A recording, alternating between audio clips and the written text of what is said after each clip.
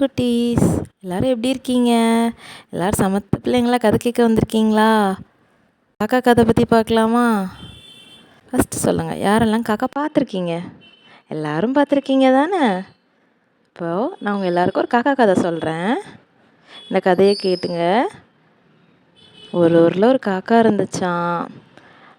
அது காலையில் எழுந்திரிச்சு அது வேலைகளெல்லாம் முடிச்சுட்டு வானத்தில் பறந்து கீழே எல்லாரும் என்னென்ன பண்ணுறாங்கன்னு வேடிக்கை பார்த்துட்டு இருந்துச்சான்.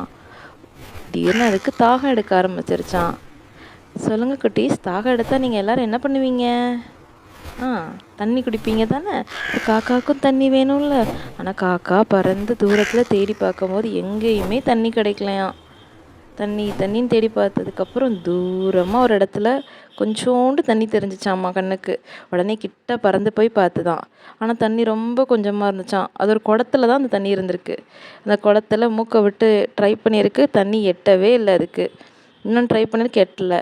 உடனே ரொம்ப வருத்தப்பட்டுச்சான். தண்ணி பக்கத்தில் இருந்தும் குடிக்க முடியலையே அப்படி சொல்லி. உடனே அதுக்கு ஒரு யோசனை தோணுச்சான். பக்கத்தில் இருக்கிற கல்லெல்லாம் எடுத்து அந்த குடத்துக்குள்ளே போட்டுச்சான். உடனே அந்த தண்ணியோட அளவு கீழேருந்து கொஞ்சம் கொஞ்சமாக மேலே வர ஆரம்பிச்சுதான்.